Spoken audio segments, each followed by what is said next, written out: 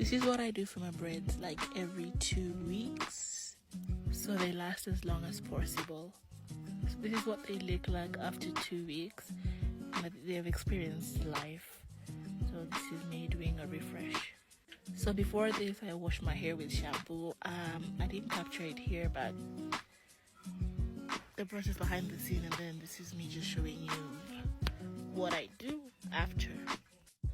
These two products that I use here are the game changer for me. I literally had stunted hair good, like my hair could not grow. I never understood why, but like when I started using this, I've seen a length that has shocked me and everybody that surrounds me. So I juggle between, for the conditioner, I juggle between this one and the Cantu one that I apply daily as a moisturizer. My hair is used to a certain amount of moisture, and like using the conditioners, I want to make sure I maintain that even if it's in a protective hairstyle. And when I'm done with all this, I just let it air dry.